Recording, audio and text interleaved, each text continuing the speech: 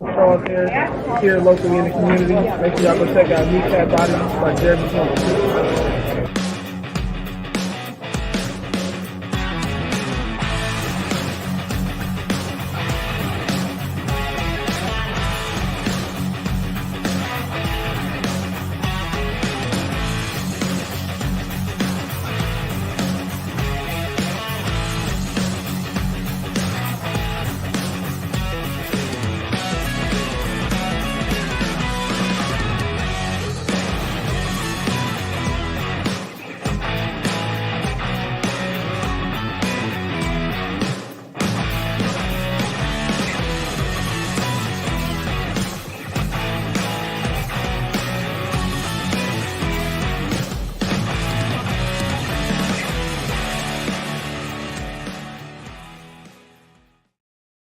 Good morning and welcome to Lions Talk with Smokin Jeremy B. Yes, I used that intro because we don't have an intro for this particular show yet.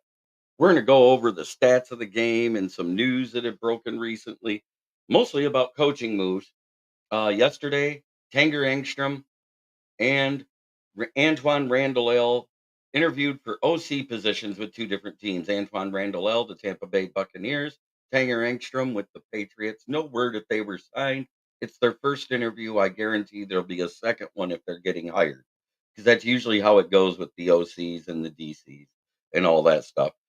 That being said, today, Washington officials of the team, the Magic Johnson owned sports group, have came to Detroit to talk to Aaron Glenn and Ben Johnson. With the way they have failed with the last two defensive coaches, I still think Ben Johnson is the front runner and may be gone within the next 2 days. Thank you, Fred Peterson. Yes, it is a great day to be a Lions fan. I have some news that I'm talking about right now, and then I'll get into more comments. Thank you, Ralph Williams, for joining in. I see I got one like out there and 18 watching. Don't forget, that's free. You can always hit the like button. It doesn't cost you a dime. As Yoda would say, there is no try, only do. Cannot wait to go for my consult tomorrow.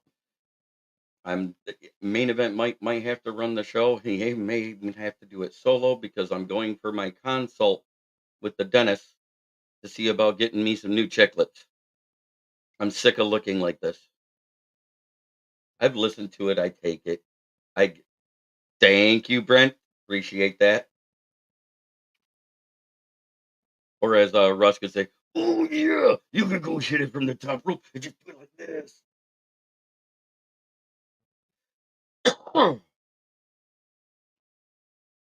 But yeah, there's a lot of coaching moves that may happen with this team because if Ben Johnson goes, rumor is he's taking Hank Fraley and possible Coach Brew as well. You take all that away, I want Goff gone too. Sorry, people can hate me for that, but if we don't have Ben Johnson and Coach Brew now, who has improved Goff drastically since he's been here, I don't want him back. And people may think it's because I'm hating on Goff. It's because no, I've never seen him look this good, and his trade value's never been higher than it is right now. Right this minute, Jared Goff is a hot commodity. He had his best season ever in his career, but it's more about the pieces around him than it is about Jared Goff himself. That's my take. Period. I am a team above player person. That's why I didn't get angry when we traded Stafford away.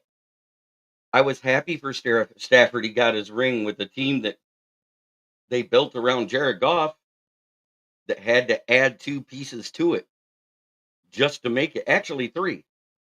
They had to add Leonard Floyd, Von Miller, and OBJ to win that Super Bowl. And if you think they didn't have to do that around Stafford, you're wrong because he was costing them games. Remember, they had lost like 4 games straight on pick sixes.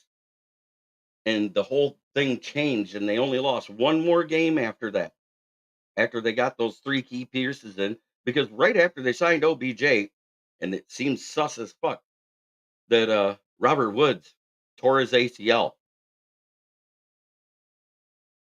That was weird. Weird timing that right after OBJ gets signed, Robert Woods tears his ACL, has to be out for the season. Now OBJ's the number 2, and they go to the Super Bowl. What happens 1 quarter in? And I thought that might have been the end of the Super Bowl run. OBJ gets hurt. And if it wasn't for safeties in the last 2 games having hands worse than Eric Ebron, the Rams could have lost that game because Jaquiski Tart of the San Francisco 49ers,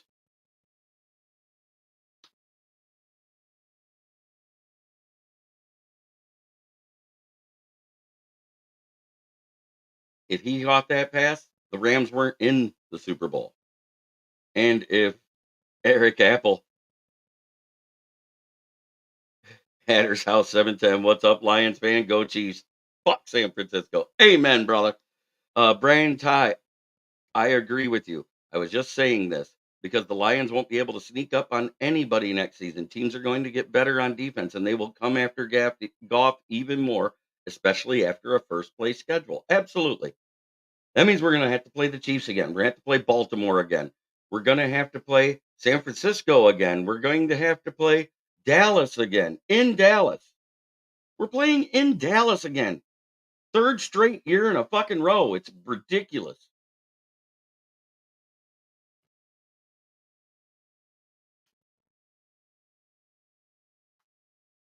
I hate the schedule makers doing that to the Lions.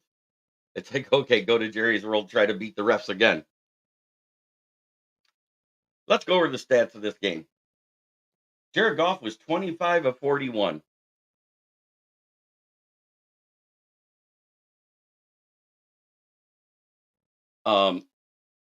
With 8 drops by the wide receivers. So take that away.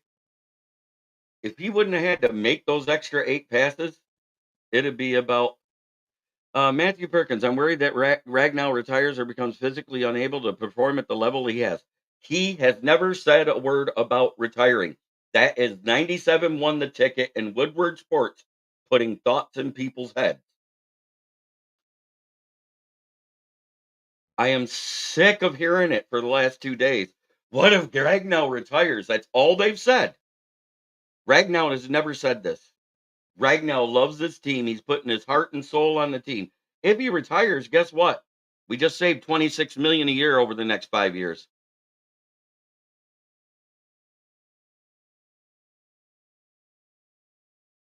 Well, Dan Campbell put this staff together to begin with. And people saying, let's see if Dan Campbell can put another staff together. I'm not even worried about it. And Woodward Sports is garbage. They put way too much crap in people's heads. You're absolutely right. It will be a big loss. But you know what? That's what the draft is for. That's what free agency is for. And if you're adding another, let's see, his dead cap, he'll have to pay the signing bonus back. So that won't be dead cap. It'll be 26 million cap hit savings. Lorenzo Allen, thank you very much, sir. But again, if Jared Goff didn't have those 8 drops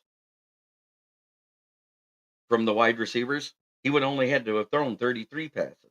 And 25 of 33 sounds fantastic. Hey, Smokin' Dad's in the building.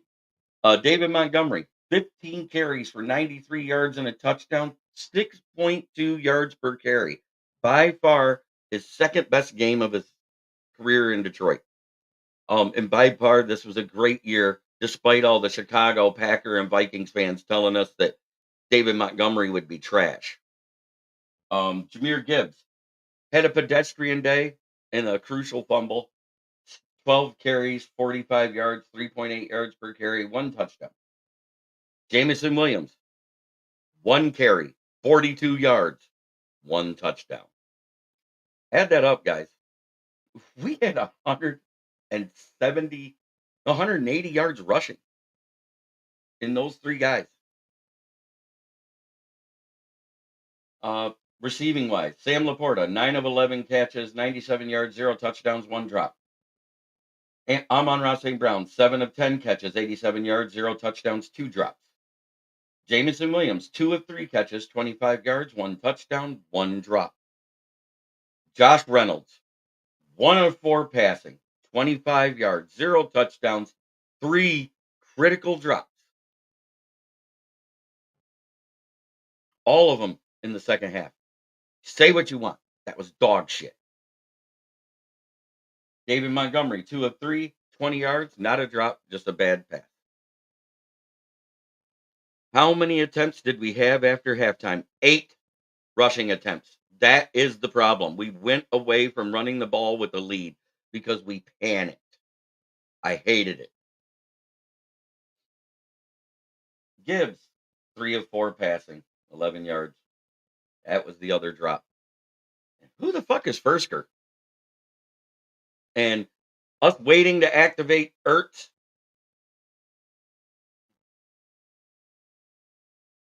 Lions Rumble. Our rookies didn't look like rookies. I hope Reynolds isn't back next year. Because the way he smiled coming off the field after those key drops on 3rd and 4th downs, because that's what all 3 of them were. He didn't make a catch till the game didn't matter. I think he was paid. I just got that weird feeling. He smiled way too much after those key drops. I would be pissed at myself. I wouldn't be smiling.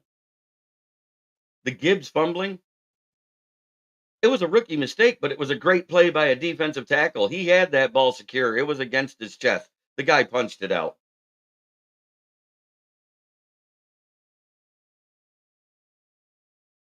Defensively, you know who our worst defender was? The one that talked the most shit all season, even when he wasn't playing. Chauncey, Chauncey Gardner Johnson. He had a 33.9 by PFF. That's absolute dog shit. You know who was second worst? Cam Sutton. He had a 45. 65 is considered average by PFF. Anything below 65 is bad. Below 50 is awful. You know what those are? Those are Will Harris numbers when he was a starting safety. Think about that. Kendall Vildor actually did decent. He had a 66, and he was just unlucky. He was in the right position to make the interception. He didn't catch it. That bounce was the luckiest bounce I ever seen.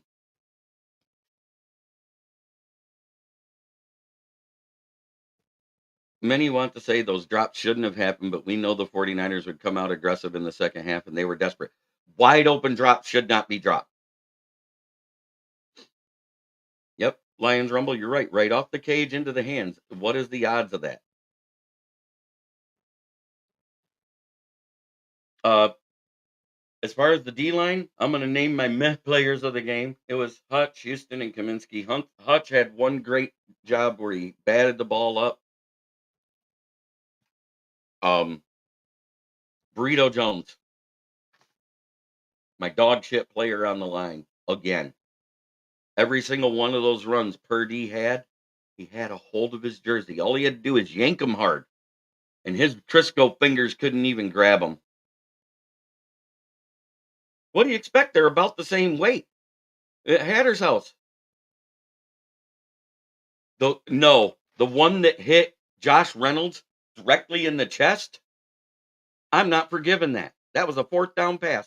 It goes through your hands and hits you in the chest. That's a perfect pass. I don't care if it was contested. There was nobody on him to make him drop that ball. The guy was 2 steps away, and if he's got a problem with that, then he's not good enough to be here. And I don't care about the one falling them to the ground. It hit him in the hands.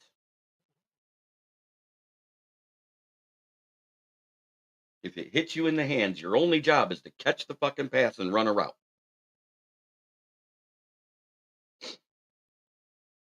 And now as Laporta, Amon-Ra St. Brown, those drops, yes, those were contested. But 3 of those passes that Reynolds had hit him in the hands. Oh, the rest of them weren't open. And the JMO drop, that's not even big to me. You know, that because he was pushed down and tripped at the same time, they threw a flag and then picked it up. At least they announced it right. There's no flag on the play. I'd have been pissed if I'd have heard the words out of that Dallas ref's mouth from that playoff game. My stars of the defense, I'm wearing them. Rodrigo. And to me, the key decision that made no sense was when it was 4th and 2. We're on we're on the 2-yard line just before the half, and a chance to make it a 21-point game, which would have been a dagger through the hearts of San Francisco. And we decided to kick the ball there when we were 86% at 4th and 3, going for it, converting throughout the season.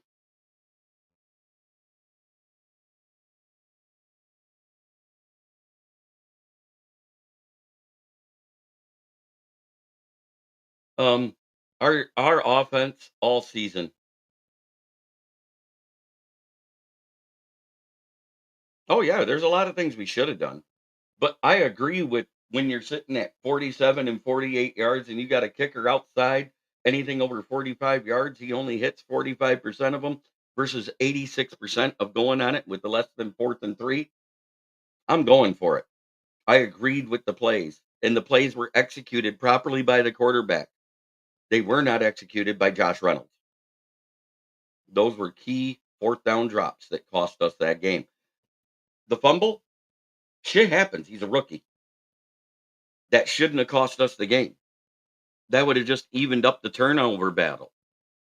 That's what everybody's missing out here. Josh Reynolds turning the ball over on downs by not catching passes and smiling about it, walking to the sidelines. I think he got paid. But Rodrigo was my star. My bet the best and worst tackler at the same time was Alex Anzalone. He had the most tackles, but he had 4 key missed tackles. Um, Tyson Alualahu, whatever you say his name is, and Iffy were the dogs along with McNeil of the defense. Other than that, it was a mid game by everybody. My stars was Jared Goff, David Montgomery, Jameer Gibbs, Jameson Williams, Sam Laporta, Amon Ra. That's my offensive one. Defensively, I named them McNeil, Tyson Alualu, Iffy, Anzalone, Rodrigo, and honorable mention to Campbell because he was tackling well too.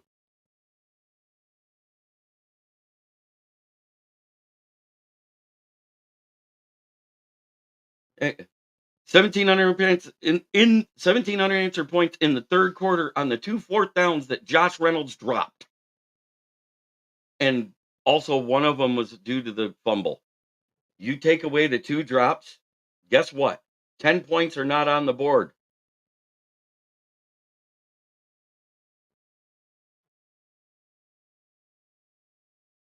Jackie Robinson, you're absolutely right. I'm happy with how they answer adversity, but there is no tomorrow in playoffs.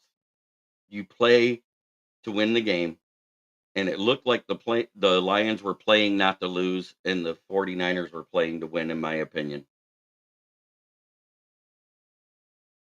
That's what I saw.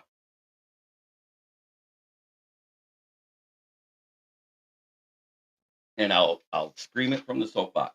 I agree with not letting Badgley kick anything further than 45 yards. Now, as far as our free agents are concerned, we got a few coming up that we need to worry about. I'm going to list them all, and you tell me who you want and who you don't. I'm going to start with Will Harris. Anybody want him? Take him, please. Please, somebody. Julian Aquara. They didn't even look like the same team in the second half. You're absolutely right. The first half, the 49ers came out and played tight, and then they played soft and loose, whereas the Lions came out soft and loose, and then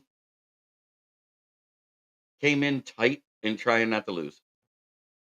Michael Badgley, we want him back.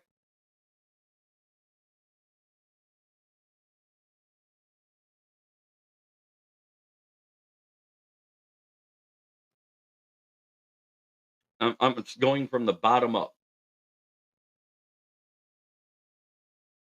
I don't think I want Badgley back. Matt Nelson. Anybody want Matt Nelson?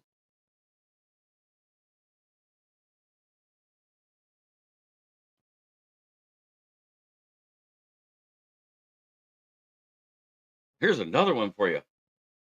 Kendall Vildor. You want him back?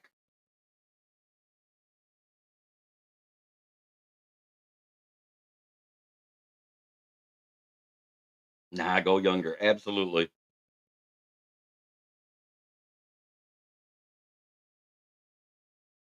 Do you want Josh Reynolds back after this performance?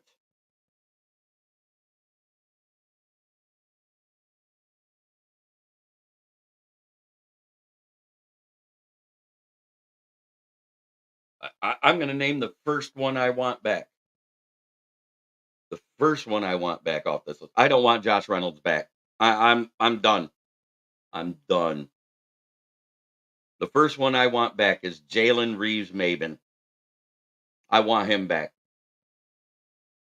Dad says shit can, all the ones you mentioned.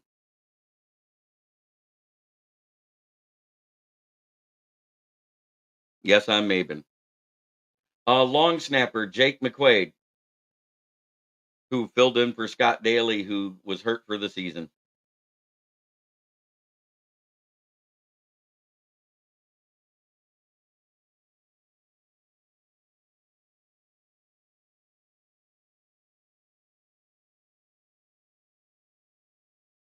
I think I'd bring back Jake McQuaid.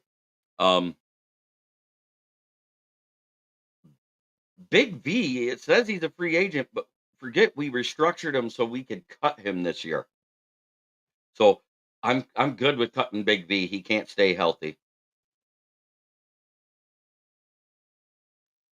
You say no on Jake McQuaid? Why? Every snap, no to Big V. Okay. Um, I'm out on this guy too because he missed more than he played. Yes, he was good while he was here, but I think Corby Sorsdal and Coyote Awasika did just fine. Jonah Jackson. Anybody want him back? Trust your coach and GM, also the owner. Then shut the fuck up.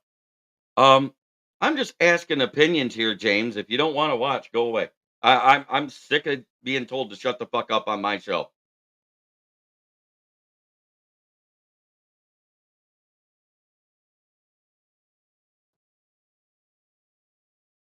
Graham Glasgow. Anyone want him back? Because I do. I think he did just fine. He's good depth. He did okay at center when Ragnow was out. I'm okay with Glasgow coming back. Emmanuel Mosley.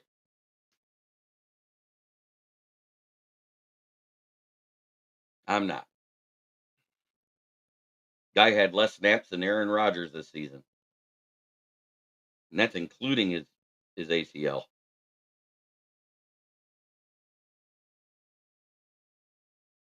Yes, for a hometown discount, he retires a Lion. Absolutely on Glasgow.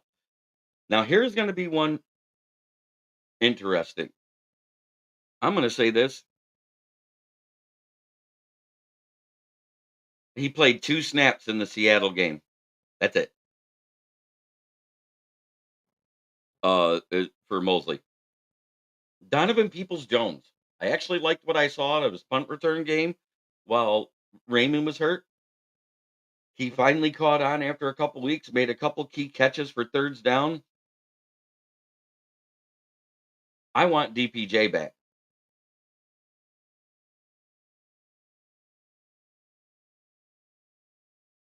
I don't want Mosley anywhere near this team.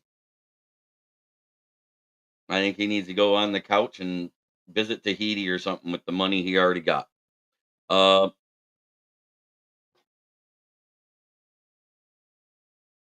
I'm bringing Dan Skipper back. I think he earned an active spot on this roster. That's just me. Unless he retires, I would. Oh yes, minimum contract. DPJ, I would want it something just like what Josh Reynolds did. He had a nice $3.9 million a year contract here. I like that number for DPJ as a slot guy.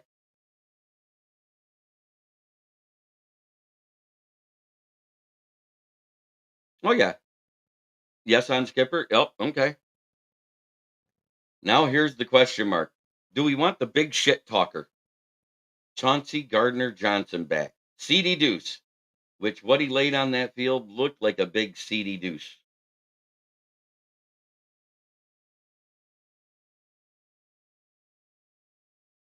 Yeah, I'm out on CJGJ too. Snowman Multimedia. Good to see you, brother. I made it. I'm still here. I'm doing great. Talking Lions. Last but not least,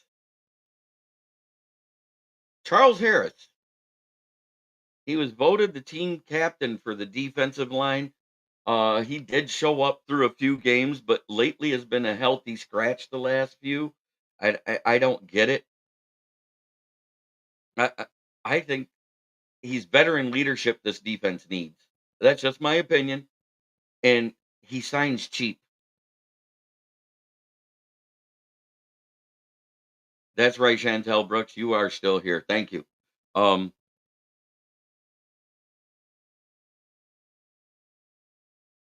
when can I get on your show? I'm doing my NFL show tomorrow night, Snowman. All about it. Email me sometime tonight. I'll get back with you. We got to have veteran presence somewhere. We're already getting rid of Mosley. We're already getting rid of CJ Gardner Johnson. Walker, he's on the last year of that contract, which he might be gone because he might have some trade value because he played well until they sat his ass. Um, that's the whole list of free agents that we got coming up. You know what I noticed on that list? How many were actual starters other than CJGJ and Charles Harris to start the season?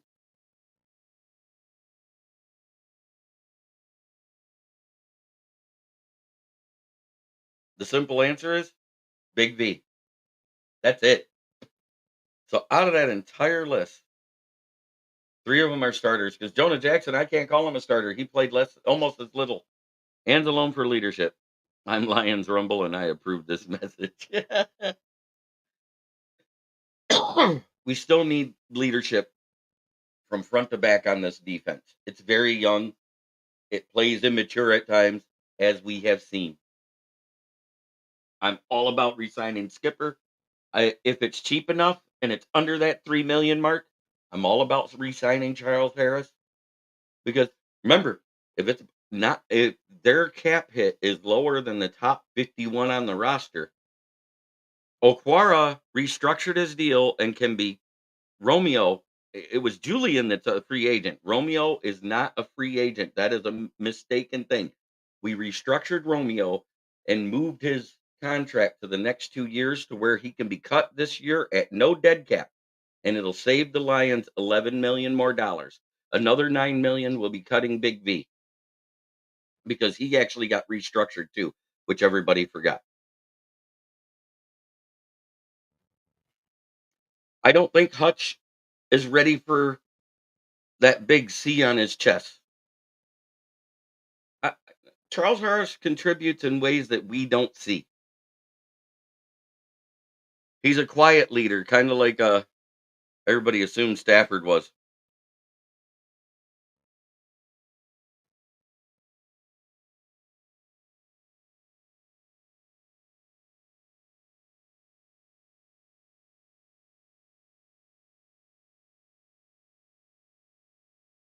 We got Cam Sutton for 2 more years.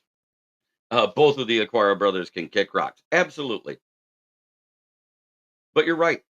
Signing Okwara in 2021 that cost us Matt Prater and MJJ while they still had years left. If you think about it, that 13 million we gave Aquara, and we could have had both of them for less than that. Oh, Will Harris is already a free agent as of next season. Get his ass gone. Don't even bring him back. The guy I'd cut is Burrito Jones. I don't even care if it costs us dead cap. Get rid of him.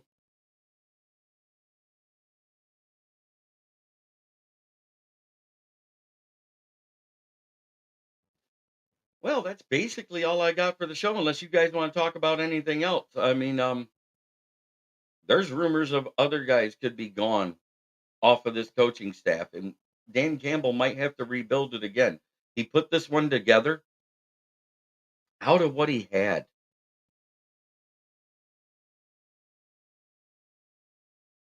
Scott Young, a lot of us don't really understand the business and contract side as we are just diehard fans that appreciate the players who play their asses off. Go 2024 Lions. You know what? That's the best statement I've seen by the average fan on any of these comments that I've heard lately. And Dan is the man. What was it they said halfway, just before halftime? I think Dan should go for it here. He goes for it the least out of all the coaches in the NFL and converts it the most at 86% in his tenure with Detroit. 86%, not just one season. He's talking about for all 3 years. Dan the Gambler is not a guy that hits on 20 at blackjack like some of these buttheads are saying. So I think Dan can get us another good coaching one. Scott Young, I'm in the running for Detroit Lions biggest fan. Can I get your vote, brother? You know what? If I see the vote, I'll do it. Put it up somewhere where we can see it, either in the Villain Squad or Motor City Kneecap Biters. And Dan gambles. It is. Think about this. Without his gambling, yes, it cost us what, 3 games over the past few years? But guess what? It won us 6 of them. So you take the good with the bad, right? So you either, if you applaud it when we're winning games because he does it, and then you criticize it when we don't, I'm going to disagree with you.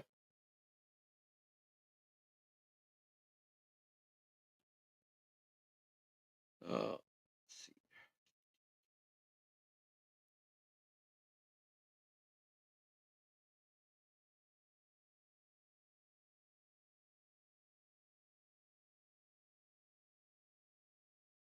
I am, thank you, Scott.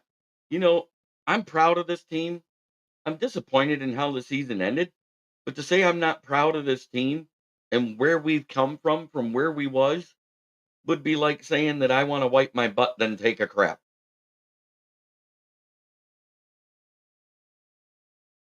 It makes no sense. If you're a fan of the team, it's fan above player.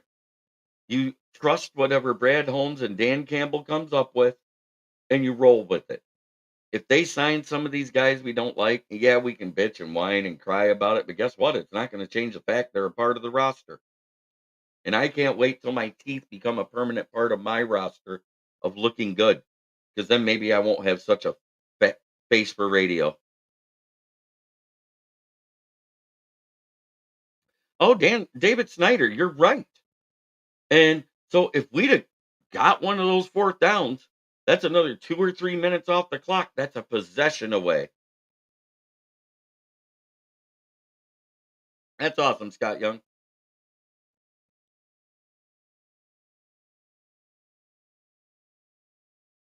I just I just love talking football. I study the game. I study cap. I study tendencies of what guys do. I If we don't make some key moves, our secondary and missed tackles really hurt. 100%. CJ got ragdolled by CMC. Of course, CMC's good, but he only ran for 90 yards. Say what you want. We didn't give up a 100-yard rusher as a running back all season long. That's one stout fucking run defense. What we're missing is starting caliber corners, mostly at the CB1. Because as we saw, Cam Sutton is not it. He looked good against some okay wide receiver ones, but as soon as we hit the elite wide receivers, he was toast. I'm not I'm not sugarcoating anything, but that was by design. If you notice, we ran a man zone the rest of the season. Cam Sutton covered CB1s and everybody else bracketed everybody else. We didn't allow the other team's weapons to overtake us. And if it wasn't for Kindle Vildor having butterfingers, letting that football hit his hands and bounce up to be perfect for Ayuk, they don't have that explosive play under their belt either. That was a game changing play, and everybody wants to blame everything else.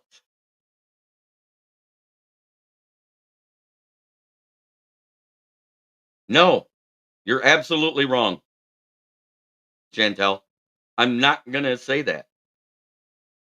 If we extend the drives, we take time off the clock. Josh Reynolds should have caught the fucking ball, period.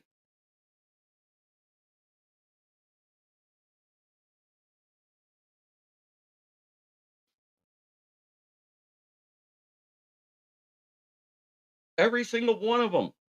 The third down pass, the two fourth down passes, they hit Josh Reynolds in the hands. Everybody else was covered. I get it. But if they hit you in the hands, you're supposed to catch it.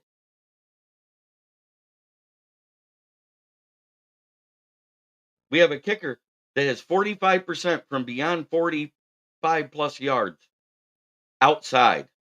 I'm not talking about in his career, the 48 yards. I'm talking about outside in his career at 45 plus yards. Michael Badgley is 45%. You know what that means? You don't let him kick outside over 45 yards. You go for it on fourth down. The analytics, when you convert 86% of your fourth down under 3 yards, you go for it. And the drops are so suspect. You're absolutely right, Scott Young.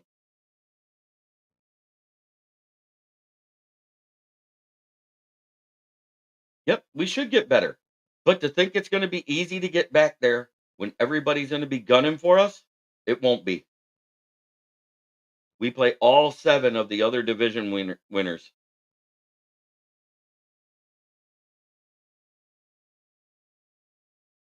Iffy has 1 more year on his contract, just like I'm on Ross St. Brown. So getting the extension done because the rookie cap can't be adjusted, it would be great to do that sometime in the season.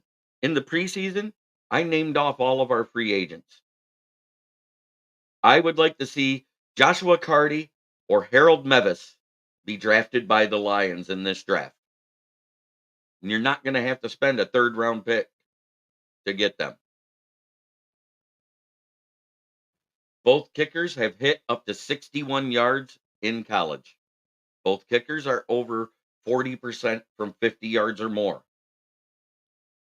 Either one of those guys I'll be happy with. I think Carty is a little more clutch, but Mevis has literally had such a bad offense in Missouri. He's had to win them games, which means he's got a clutch gene too. I am so glad we don't have to talk about people on rookie contracts and how much they're going to get because it doesn't matter. They have 1 more year for everybody in this regime.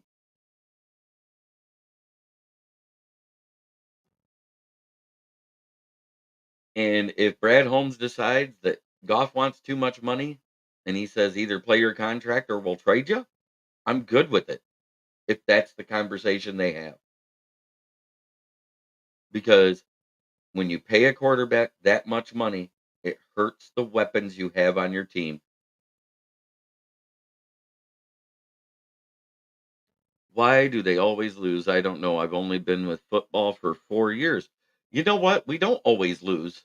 We're just starting to learn how to win, is the problem, Chantel. We've taken a losing culture with Matt Patricia and Boob Quinn and turned it into what Dan Campbell has done to go from 3 wins to 9 wins to 12 wins with a technically, if you add in the playoffs, I'm going to go here 26, 25-1 record. You know how huge that is? We went from a coach over 3 years' time that went 3-29. Think about that.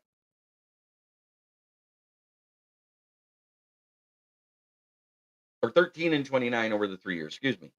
And 1 tie, maybe 2, I don't know. I'm sick of it.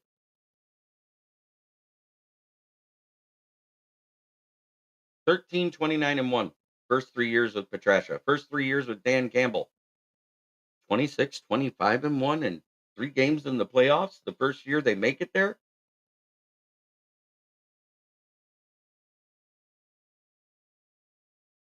We haven't been to the Super Bowl. That's why we haven't won it. Well, I'm getting ready to start watching all that good stuff, you know, the Shrine Bowl, the All-American Bowl, the all of the East-West game, North-South game, whatever it is.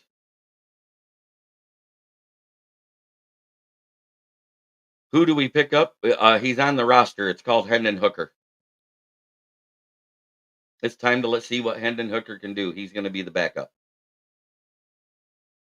And if we trade Goff, then we're going to have to pick up a backup because right now all we got on the roster other than Hendon Hooker is David Blau.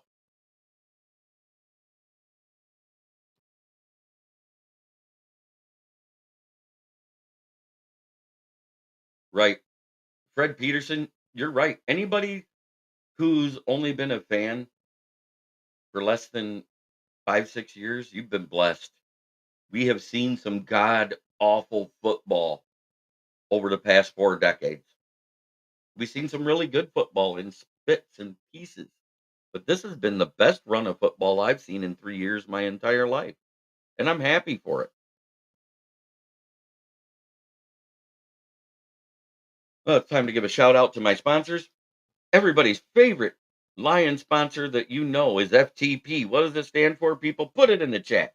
Let it out there. Let it all hang out.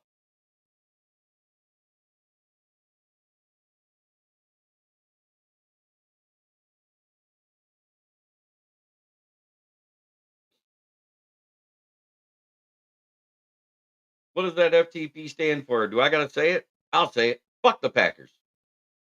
We're coming back for the North again next year. Until then, we're the Kings.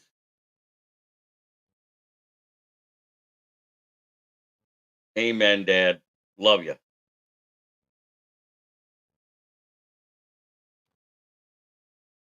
And of course, my other sponsor, Gloss Negron. Give him a call. He's in the Tri Cities here in Michigan, Saginaw, Michigan to be exact. Best window tinner in Saginaw, 989-443-9240. He also does auto detailing. He does great work. I see I got a couple more chats to comment on. Yeah, I hate the Packers. Fuck the San Francisco 49ers. Fred Peterson, I love you, brother. I love doing this show. 1001 strong now. That's how long I've been doing it. 1001 shows over 2 seasons. I will be doing the last 2 weeks before the draft. I call it Mockapalooza Wednesdays. I say screw the news, and all we talk about is doing mock drafts. The podcasters that I have with me and the fans, and then I let the people in the chat vote on who they take.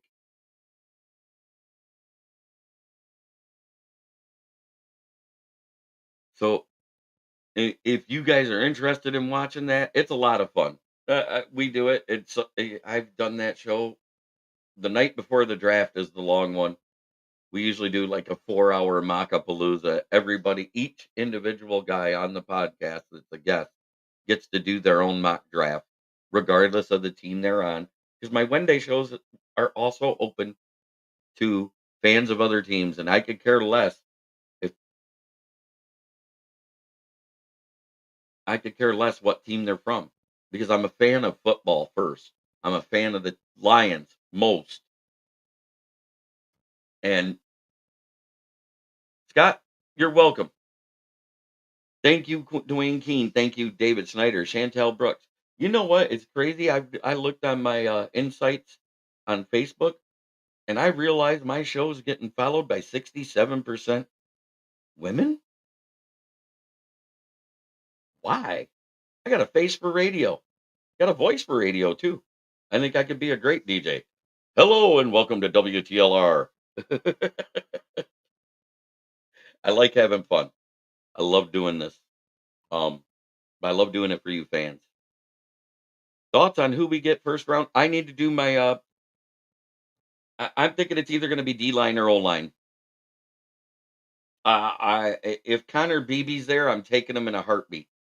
I'm not even thinking twice. If Connor Beebe at 29 is there out of Kansas State. Other than that, I think it's either Trice or somebody on the defensive interior who falls. So that's my three guesses. I don't think Kool-Aid McKinstry would fall that far, which is the perfect name for a Detroit Lions corner. And Dad, I did my DJing live. I did too. I did it for a while. I DJ'd at a few bars. You saw my gig when I was hosting karaoke. I mean, it isn't the same, but it is the same. Um, I love everyone here. Thank you again. You, you say that, but if we let Jonah Jackson walk, we need a starting left guard.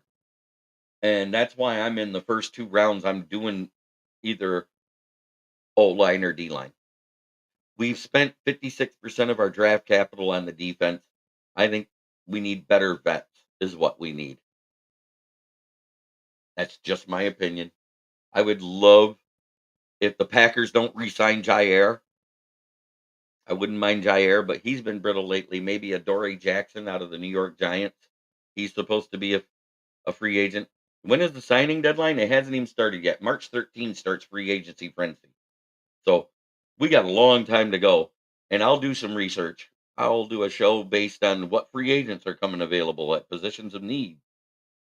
I'll start doing scouting profiles and talking in depth about three guys a week.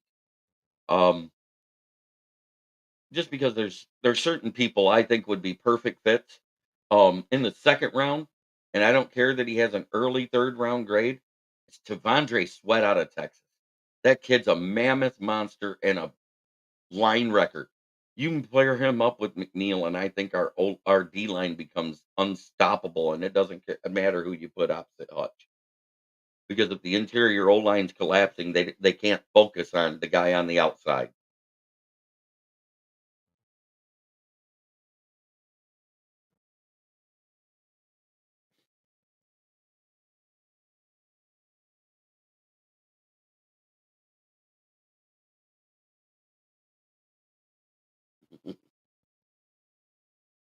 But thank you very much for watching, everybody.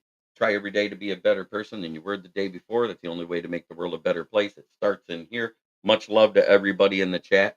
No matter where you watched, I hope you liked. I hope you're subscribed on the YouTube channel. I go into both YouTube channels. My YouTube channel is kneecap biting with the Motor City Lions, and also Football Talk Main Event 365.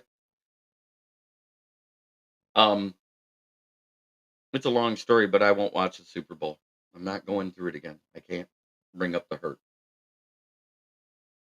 I just can't. But and whether you're watching on Motor City Kneecap Biters on Facebook, Lions Villain Squad, or Detroit Lions on the Prowl, I've been with Detroit Lions on the Prowl since I very first started. My very first podcast was as a guest on Free for All Friday with Kurt, the Man of Steel, Jim Bordeaux, and Queen of the Prowl, Valerie Bordeaux, along with Maniac Tim Becker, Mark Oram, Micro Mike, Dosa Dion, Easy of Easy Sports. Um, okay, I'll tell you. February 8th, 2016 was the last time I got to talk to my son during that Super Bowl. The failed camps lost to the Patriots. Because right after that game, he died in a car crash. So until the Lions are in the Super Bowl, I'm not watching one. I won't listen to one. I'll follow along. I'll do all this stuff, but I'm not watching it. I can't.